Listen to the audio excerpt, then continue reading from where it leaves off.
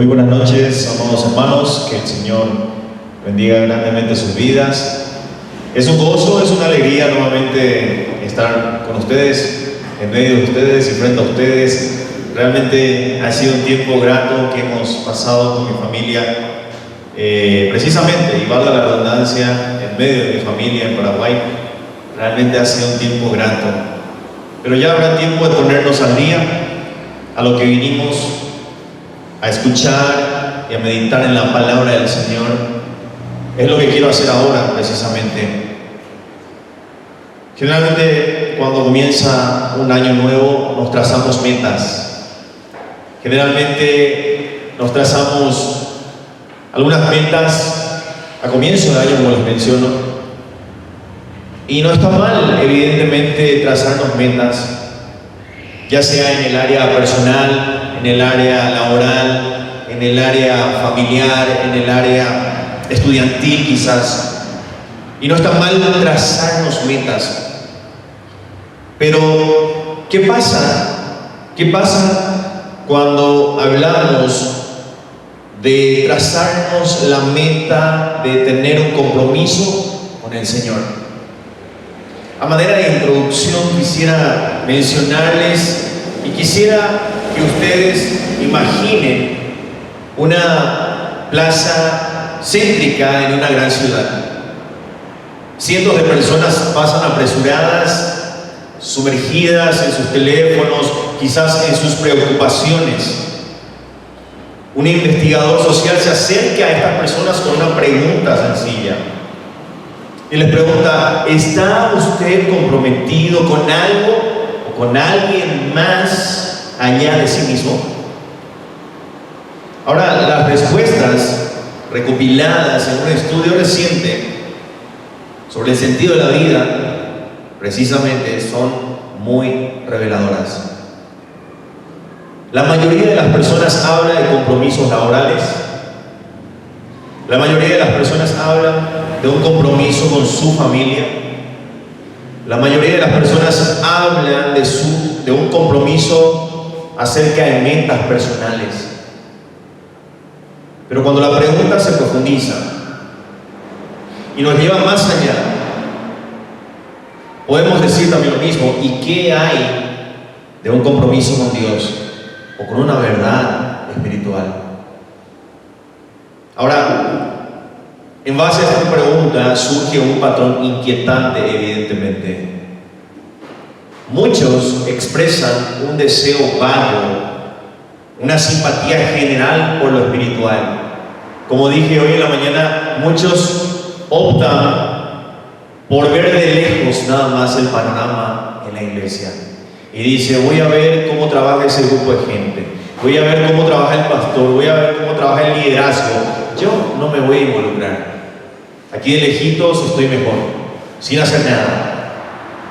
Entonces muchos expresan un deseo vago, una simpatía general por lo espiritual. Pero pocos, muy pocos pueden articular lo que significaría un compromiso activo, un compromiso transformador y un compromiso total con un Dios vivo. Y quiero desarrollar un tema muy importante esta noche, y precisamente lo he titulado Un compromiso real con Dios, este sermón. Ese es el título del mensaje: un compromiso real con Dios. Muchos viven en un mundo de adhesiones leves. Muchos viven en un mundo de suscripciones que se cancelan hoy en día con un clic. Muchos viven en un mundo de relaciones virtuales que demandan muy poco realmente. Es en este contexto que la palabra, escuche bien, compromiso, ha perdido su peso, ha perdido su relevancia, ha perdido su carácter vinculante y sacrificial, porque el compromiso para con Dios demanda eso, precisamente, sacrificio. El compromiso se ha vuelto hoy en día algo opcional. El compromiso hoy en día se ha vuelto algo condicional. Generalmente queremos poner nosotros las condiciones al Señor. Y sabemos que no funcionan las cosas de esa manera. Muchos hoy en día toman el compromiso como algo opcional, como algo condicional y en el peor de los casos como algo revocable. Si no me funciona, así que me alejo. El pasaje que quiero abarcar con ustedes es Romanos 12, versículo 1. Y voy a pedir que abra su Biblia en Romanos 12, versículo 1. Es un pasaje muy conocido. Es un pasaje el cual se ha desarrollado infinidades de veces. Es un pasaje muy importante. Dice Romanos 12, 1. Así que, hermanos, os ruego por las misericordias de Dios que presentéis vuestros cuerpos en sacrificio vivo, santo, agradable a Dios, que es vuestro culto racional. Oremos. Padre bendito, gracias por este tiempo. Señor, queremos adentrarnos a tu palabra. Queremos, Padre amado, conocer más de tus verdades. Ayúdanos, Señor, a comprender estas verdades que vienen de ti y que nosotros podamos tomar las Escrituras como tu palabra, una palabra viva, Señor. Señor, háblanos mediante esta predicación, glorifícate mediante ella y te pido, Señor, que tu Espíritu Santo me use este tiempo. Úsame, Señor, como un instrumento. Ayúdame, Señor, a usar con precisión tu palabra. Señor, bendice este tiempo, bendice a mis hermanos, bendice a tu iglesia, Señor. Oro así, Señor, en el nombre de Cristo Jesús. Amén. En este contexto, es precisamente en este escenario donde la voz del apóstol Pablo, desde la carta a los romanos, nos exhorta con una fuerza, como lo he denominado, que atraviesa los siglos. El apóstol Pablo no nos invita a agregar una suscripción religiosa más a nuestra vida ya saturada. No lo hace. El apóstol Pablo tampoco no nos convoca a un compromiso sentimental.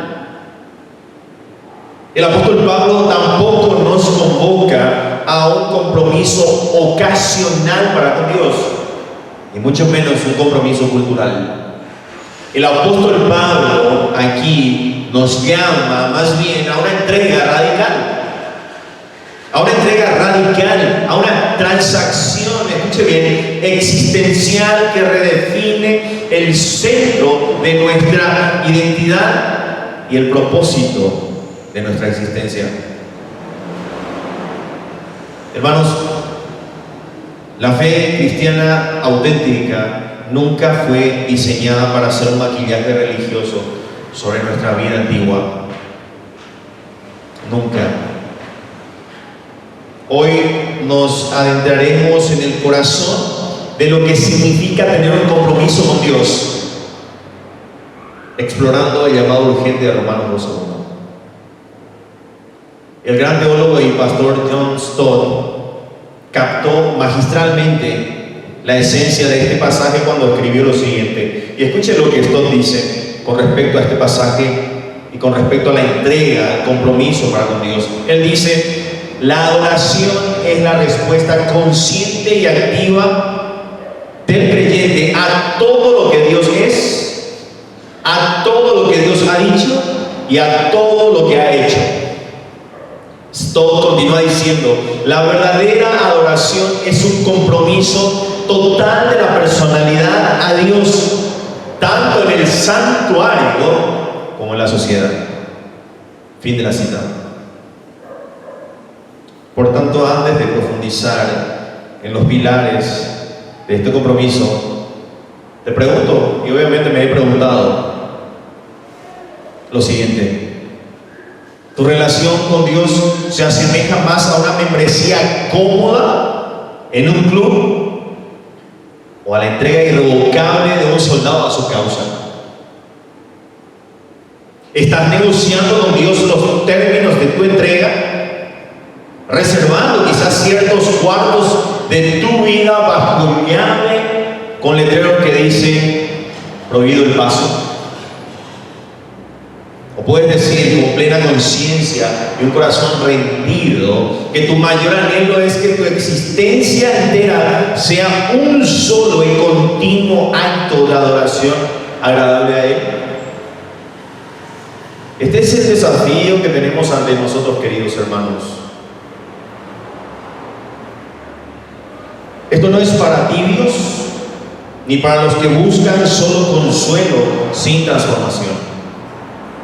Es para aquellos que, habiendo vislumbrado la inmensidad de las misericordias de Dios, sienten que la única respuesta lógica, la única respuesta racional es ofrecerse a sí mismos en las manos que los crearon, sin condiciones y sin regreso. Ese es el compromiso real. Quiero desarrollar 3 puntos con ustedes esta noche. El primero, un compromiso que se entrega completamente. Un compromiso que se entrega completamente. Es el punto 1. Fíjese lo que dice nuevamente en su primera parte del capítulo 12, versículo 1 de Romanos. Así que, hermanos, os ruego por las misericordias de Dios que presentéis vuestros cuerpos en sacrificio vivo. Hasta ahí. Para que nosotros podamos comprender la fuerza de esta frase, debemos hacer una exégesis en su contexto. En el sistema sacrificial del Antiguo Testamento, un animal era presentado en el altar, su vida era tomada y su sangre ha sido derramada como expiación. Eso en el Antiguo Pacto. Era un sacrificio muerto, un acto terminal que señalaba el costo del pecado y la necesidad de un sustituto. Pero Pablo, habiendo establecido en los 11 capítulos anteriores que la justicia verdadera viene solamente por la fe en Cristo y que somos justificados por su sangre, según Romanos 5:9, da un giro radical aquí. Y dice que ya no somos nosotros quienes ofrecemos un animal muerto para acercarnos a Dios. Ya no lo hacemos. Somos nosotros, los redimidos por la gracia, quienes nos ofrecemos a nosotros mismos como sacrificio. Fíjese el cambio. Del antiguo pacto era llevar un animal sin defecto, sin mancha, puro, perfecto, para que sirva como sustituto por nuestros pecados. Pero ahora hay un giro radical, hay un cambio radical aquí. Ya no hay ese ritual. La Biblia nos llama a que nos presentemos nosotros como sacrificios vivos. Hay un cambio aquí. Este sacrificio obviamente no es muerto, sino vivo. La palabra interesante aquí es presentar. Es un término técnico sacerdotal que significa colocar algo en el altar. Pero aquí el altar, escuche bien, es la cotidianidad de la vida. Y la ofrenda es la totalidad de nuestro ser. Simbolizados aquí por vuestros cuerpos. No es el alma abstracta o las emociones religiosas, queridos hermanos, sino es la existencia corporal, la existencia tangible, palpable, que se ve, concreta.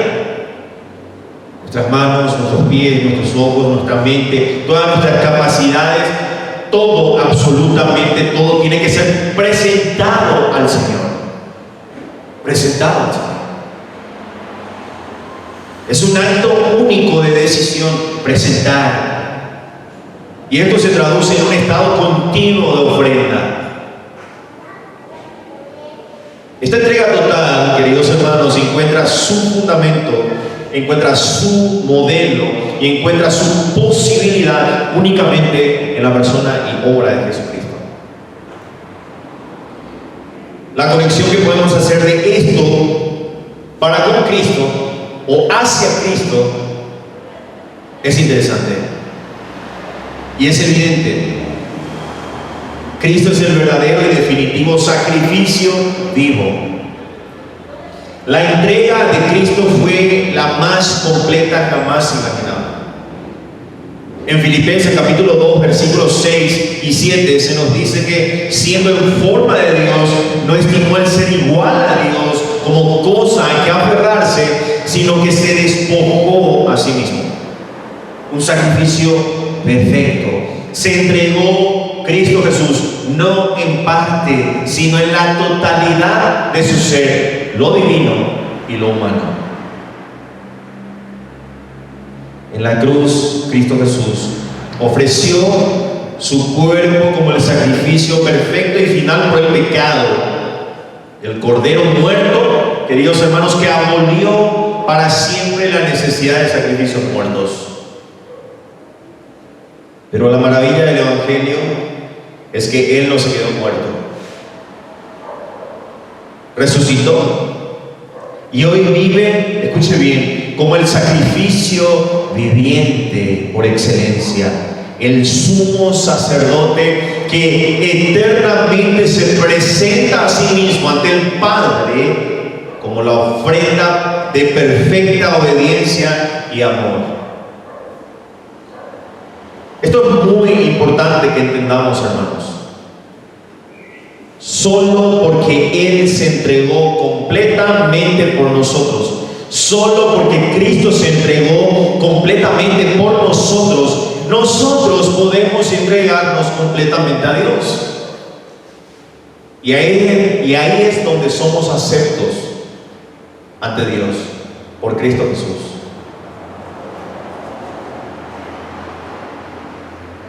Su entrega, la entrega de Cristo total, hace posible y significativa para nosotros. Nosotros no podemos hacer agradables a Dios omitiendo o dejando de lado a Cristo. Somos aceptados por Dios mediante el sacrificio sustitutivo de Cristo. No ofrecemos nuestros cuerpos para ganar salvación, sino porque la salvación obtenida por el sacrificio perfecto de Cristo nos ha hecho nuevas criaturas, capacitadas por el Espíritu para vivir una vida de adoración encarnada. Ahora, ¿cómo aplicamos esto hoy, ahora, para nosotros? Amados hermanos, esta verdad no es un ideal lejano para personas súper espirituales o quizás ministros o pastores o líderes profesionales. No, es el llamado urgente a cada creyente. Y la persuasión aquí es clara. Un compromiso real, hermanos, exige una entrega sin zonas de exclusión. Ahora, ¿qué significa esto en la práctica? Significa que no podemos decir sí, Señor, en el templo los domingos y decir no, Señor, en nuestra integridad el resto de la semana. Eso no es compromiso. No podemos ofrecerle nuestra lengua en el canto o en la predicación y luego negarla o negársela en el chisme de la semana. No. No podemos consagrar nuestras finanzas en el sobre de la ofrenda y luego vivir en la avaricia los otros 6 días de la semana. Eso no es compromiso, eso no es consagración. La entrega, el compromiso, la consagración al Señor tiene que ser total, tiene que ser radical, tiene que ser plena. Un sacrificio vivo es continuo, queridos hermanos. Como dije esta mañana, ora en el clímax del culto pero suda en el servicio cotidiano.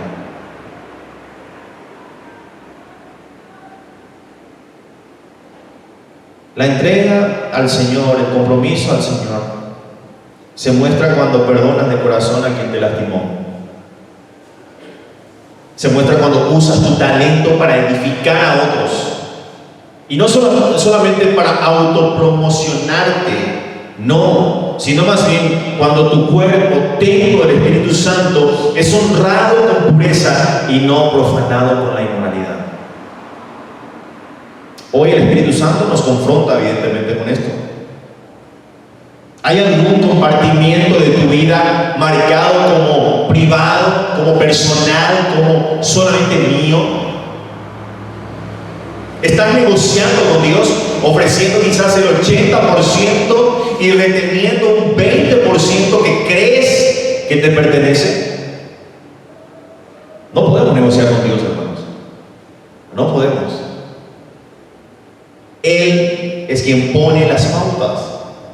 Si vamos a seguirle, Él pone las condiciones. Y estuve mencionando 3 ejemplos esta mañana de esos varones que quisieron seguir a Cristo. El publicano le dice: maestro bueno, te seguiré donde quiera que vayas. Y Cristo le dice: las zorras tienen guarida, las aves de los nidos tienen cielos, mas el Hijo del Hombre no tiene donde recostar la cabeza. Ahora, lo que le estaba diciendo Cristo en otras palabras es: mira, yo soy humilde, de condición humilde, y conmigo no vas a tener ningún tipo de riqueza. Estaba desnudando la intención de este publicano, Cristo Jesús.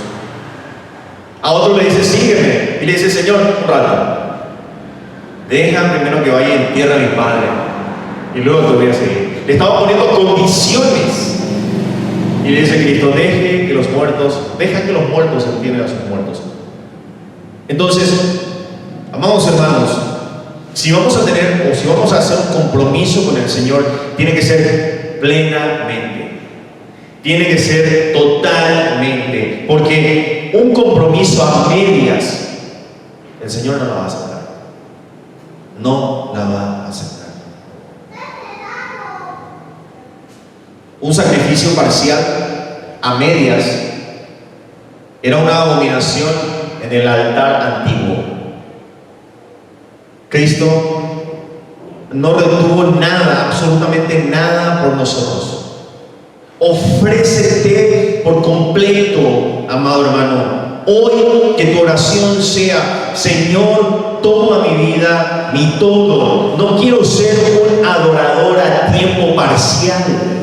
Me entrego, Señor, no para morir, sino para vivir por y para ti. Independientemente a lo que suceda, porque no sabemos lo que nos espera este año. No sabemos. Pero si la presencia del Señor está con nosotros, es una garantía plena para seguir confiando y enfrentar todo lo que viene. Hermanos, este es el primer y fundamental pilar de un compromiso real. En segundo lugar, un compromiso que se purifica continuamente. Un compromiso que se purifica continuamente. Pablo dice que presentéis vuestros cuerpos en sacrificio vivo, luego que dice: santo y agradable a Dios. Ahora, al definir el carácter del sacrificio que hemos de presentar, Pablo usa o emplea 2 adjetivos fundamentales y están estrechamente vinculados, el cual es santo, agradable a Dios. Ahora, santo implica en su raíz ser apartado, ser separado del uso común para un propósito sagrado. Santo no es aquella persona que no peca, que es perfecta. No, santo es una persona que ha sido apartado, separado del uso común para algo, para un propósito sagrado. Ahora, en el contexto sacrificial, nuevamente, del Antiguo Testamento, cualquier animal presentado a Dios debía ser sin defecto.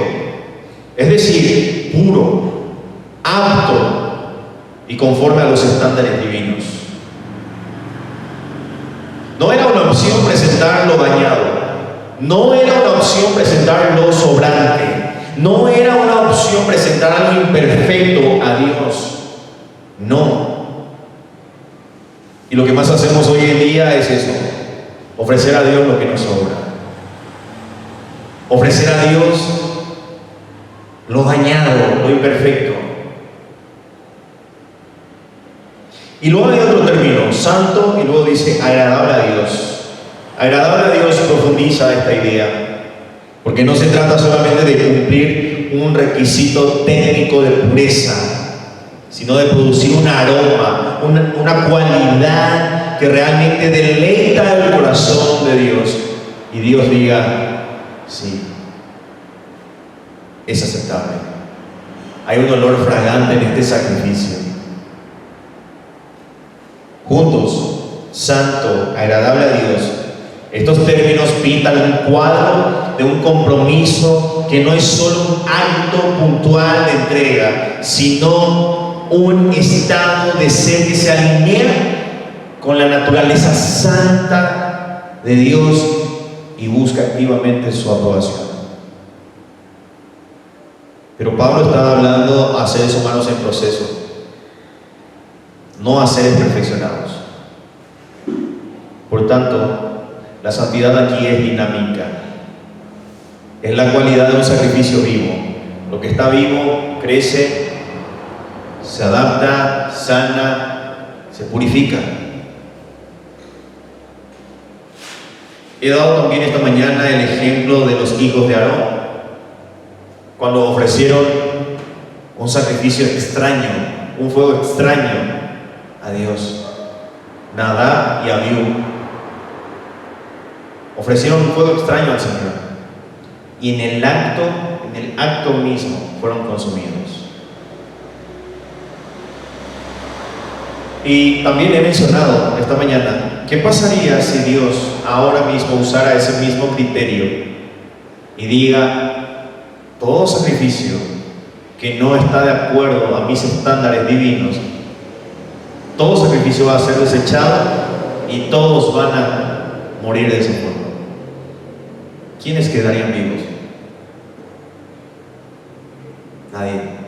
Probablemente el que les habla sería consumido en el acto. ¿Qué es lo que estás ofreciendo al Señor? Esta purificación continua encuentra su fuente, encuentra su patrón y su poder en Cristo Jesús. Él es el único sacrificio que fue perfectamente santo y agradable a Dios. En su encarnación, Él, el Santo de Dios, entró en nuestra condición impura, en nuestra condición humana, sin contaminarse. En su vida, cada pensamiento, cada palabra, cada acción fue un aroma de suave olor para el Padre, una obediencia perfecta que siempre agradaba al Padre. En su muerte se ofreció a sí mismo sin mancha a Dios, según Hebreos 9:14, siendo a la vez el sumo santo, sacerdote y la ofrenda santa a Dios. Y en su resurrección y posterior ascensión presentó ante el Padre el valor eterno de ese sacrificio perfectamente aceptable. La maravilla, o una de las maravillas del Evangelio, es que por la fe somos injertados en esta realidad de Cristo. Su santidad nos es imputada a nosotros, haciéndonos aceptos delante del Padre. Ninguna persona, por más buena que sea, por más buena obra que haga, no puede ser aceptada ante Dios si deja de lado a Cristo. Somos declarados santos y justos solamente por Cristo Jesús. Ahora, ¿cómo aplicamos esto? La persuasión, hermanos, para nosotros es urgente. un compromiso real con Dios, se evidencia en un anhelo activo por la santidad, consagrarle más al Señor, continuamente al Señor. Es de esa forma que se evidencia un compromiso con el Señor, un anhelo constante de ser apartados por Dios para algo, para un propósito divino. ¿Qué significa presentar un cuerpo santo? Significa que permitimos que la palabra, que la luz de la palabra examine cada rincón de nuestras vidas, nuestros hábitos de consumo, nuestras adicciones digitales, nuestros resentimientos albergados, nuestras verdades a medias, nuestra vida sexual, nuestras ambiciones desordenadas, todo, absolutamente todo, amado hermano. Significa que cuando el Espíritu señala un área de impureza en nuestras vidas, no nos encogemos en excusa, sino que nos arrepentimos y nos sometemos a su cirugía purificadora. Hermanos, no podemos conformarnos con una santidad de fachada solamente. Otro ejemplo que di esta mañana es la de los fariseos en la época de Cristo. Externamente eran impecables los fariseos de la época. ¿Se acuerdan la oración del publicano y del fariseo? Señor, yo doy ofrendas, yo ayuno, no soy como este hombre. A ellos les encantaba orar en las plazas, dice la palabra del Señor, para que sean vistos. Les encantaba el aplauso, el reconocimiento. Pero eso era una fachada solamente. Cristo los confrontó duramente varias veces. En una ocasión les dijo, generación de víbora. En otra ocasión les dijo, sepulcro blanqueado. O sea, realmente es un término fuerte. Entonces, amados hermanos, no podemos conformarnos con una santidad de fachada solamente. No podemos conformarnos con una pureza que solo cuida las apariencias externas. ¿Estás siendo celoso, es decir, apasionado porque tu vida sea pura, íntegra y honorable al Señor? Muchas veces nos preocupamos mucho, valga la redundancia, por lo externo, por lo que la gente pueda llegar a ver. Pero ¿qué pasa internamente? En tercer y último lugar, un compromiso que se expresa racionalmente. Un compromiso que se expresa racionalmente. Dice que presentéis vuestros cuerpos en sacrificio vivo, santo, agradable a Dios, que es, dice, vuestro culto racional. Pablo culmina la exhortación o su exhortación con una definición sorprendente y, como lo llaman hoy en día, contracultural. Este acto de presentar nuestros cuerpos como sacrificio vivo y santo no es un fervor emocional. Hoy en día muchas personas quieren servir al Señor o consagrarse al Señor bajo la premisa de las emociones. Y cuando la emoción se va, dice Spurgeon, se apaga también esta fe. Amados hermanos, el culto racional aquí no se refiere a un culto frío y calculado, sino un culto que emana de la facultad racional renovada, una adoración que es coherente con la verdad revelada en las Escrituras. Es decir, tenemos que presentarnos a nosotros mismos como sacrificio santo, agradable a Dios, pero hay que también hacerlo con el entendimiento, o desde el entendimiento, desde la razón. En contraste con los rituales externos del antiguo pacto o con los éxtasis emocionales de los cultos paganos, el nuevo pacto propone un culto que involucra el intelecto iluminado por la fe. Es racional. Este culto es racional porque es la única respuesta que tiene sentido ante las misericordias de Dios. Ahora, después de semejante despliegue de gracia que el Señor ha otorgado, ¿cuál es la respuesta lógica? Ofrecerse a uno mismo. Cualquier otra respuesta, la indiferencia, la ingratitud, la autopreservación, es a la luz del Evangelio algo profundamente irracional. Este culto, por tanto, amados hermanos, desborda las paredes del santuario y santifica lo secular. Porque si toda mi vida es el culto, entonces todo acto de obediencia, todo acto de servicio, todo acto de amor se convierte en un acto de adoración. Esto nos muestra que la vida de Jesús también fue la perfecta expresión de culto racional. Cada uno de sus actos fue un acto de adoración al Padre. Amados hermanos, la adoración de Cristo no fue una serie de momentos religiosos, sino más bien la orientación constante de su ser hacia el Padre. En Juan 4:34 dijo Cristo: mi comida es que haga la voluntad del que me envió. En la cruz, Cristo Jesús ofreció el sacrificio racional y definitivo. Un acto de amor, justicia y obediencia tan profundo que reconcilió al mundo consigo mismo.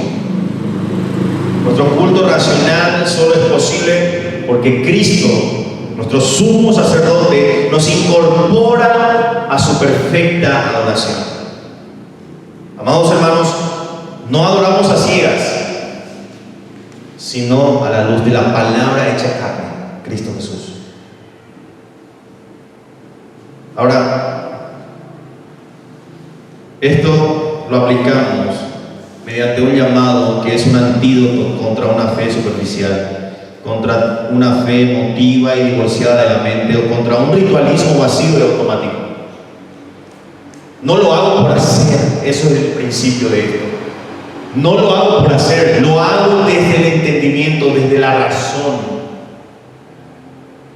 La persuasión es esta: un compromiso real con Dios reclama toda nuestra capacidad de pensar, de decidir y actuar de manera coherente con el Evangelio. Ahora, ¿qué significa esto en la práctica? Significa que tu adoración del domingo, de hoy, debe ser el combustible lógico, escuche bien, para tu ética y moral del resto de la semana. Significa que estudiar las Escrituras, entender las doctrinas de la gracia y aplicar la sabiduría bíblica a tus finanzas, tu política quizás o tu crianza no es opcional, es parte de tu culto que ofreces al Señor. Si Dios tuviera que aprobarte ahora mismo con lo que le estás ofreciendo, ¿qué pensarías que diría el Señor? ¿Aprobado o desaprobado? Hermanos, hoy muchos viven una dicotomía, es decir, una división peligrosa. Tienen un corazón caliente en el culto, pero una mente fría ante los dilemas del mundo el resto de la semana. Tienen una mente llena de conocimiento bíblico, pero un corazón frío hacia Dios y hacia el prójimo. Y hay una incongruencia, hay una incoherencia cuando hay mucho conocimiento bíblico y esta está divorciada del Señor y del prójimo, porque ambas cosas pueden suceder. Podemos conocer mucho de la palabra del Señor, pero estar lejos del Señor. Hermanos, mucho cuidado.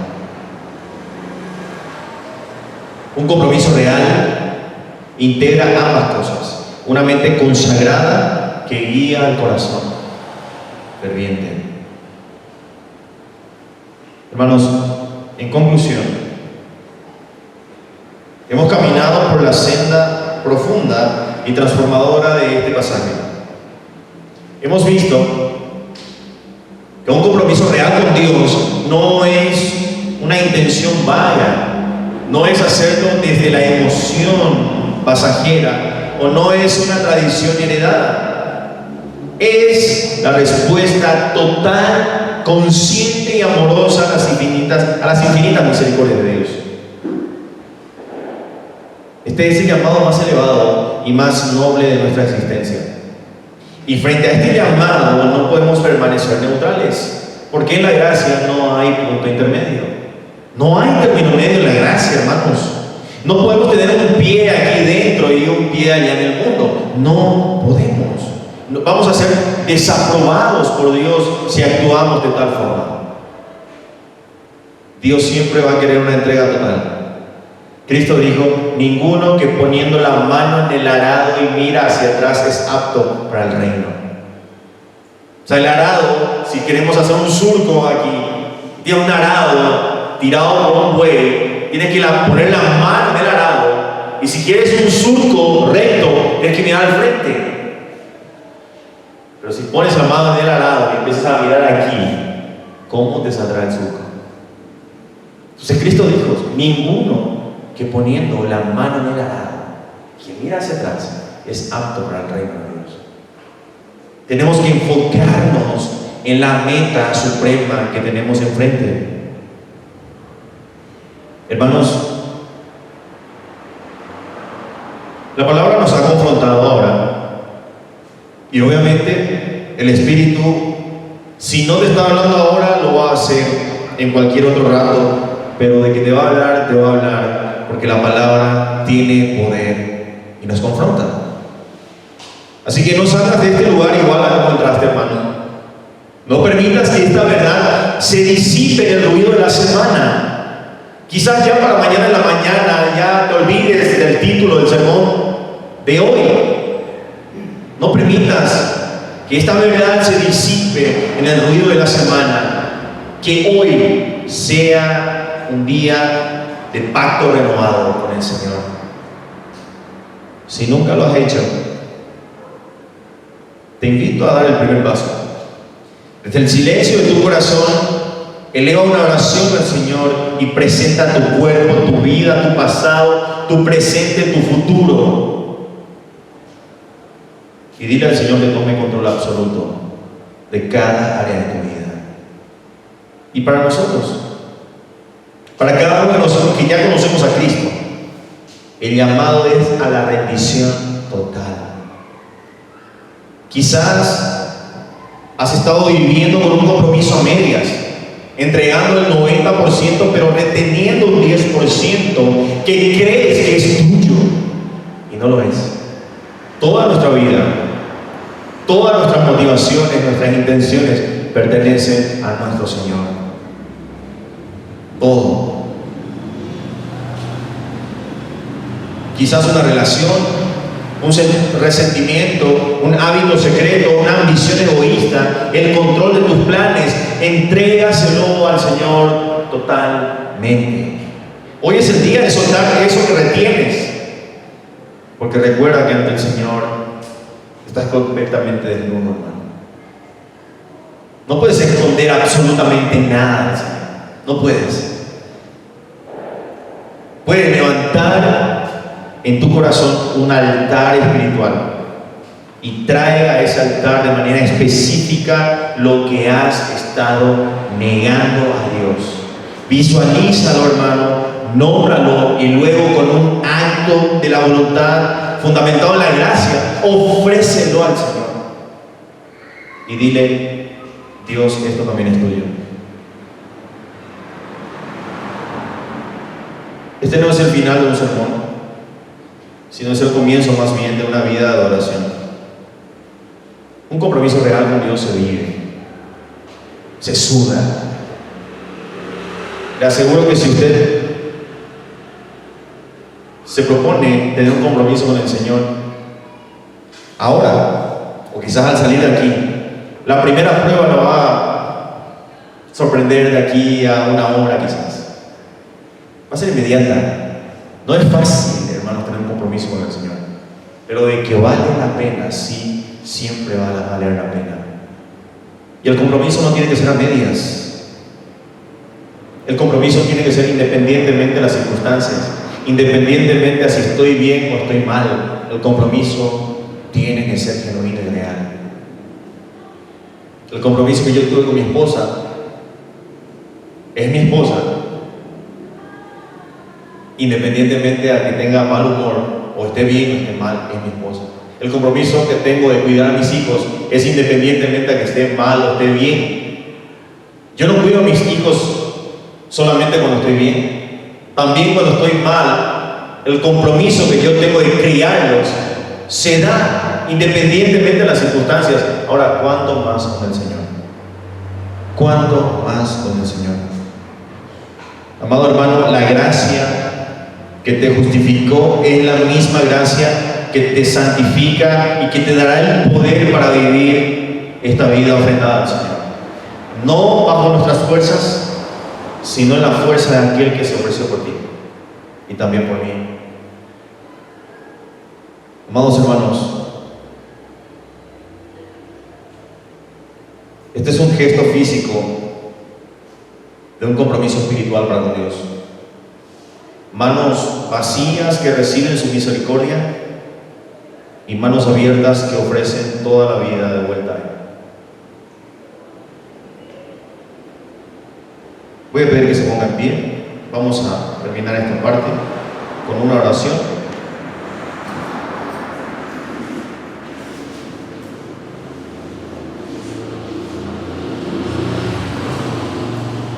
Oremos. Padre Celestial, gracias Señor por tu palabra, gracias Señor por la exhortación mediante este pasaje para cada uno de nosotros. Padre Celestial, te pido que tú puedas ayudarnos. Ayúdanos Señor, necesitamos de tu Espíritu Santo, de la guía, de la orientación y por sobre todo del poder de tu Espíritu Santo para que nosotros podamos ofrecernos a nosotros mismos de manera agradable a ti. Ayúdanos, Señor, a hacer un olor fragante a ti. Señor, perdona mis pecados, nuestros pecados, y bendice a tu iglesia, Señor. Aviva nuestros corazones y que cada uno de nosotros pueda tener un compromiso real contigo, Señor. Sigue obrando en nosotros, Señor. Y dejo este tiempo en tus manos. Oro así, en el nombre de Cristo Jesús. Amén.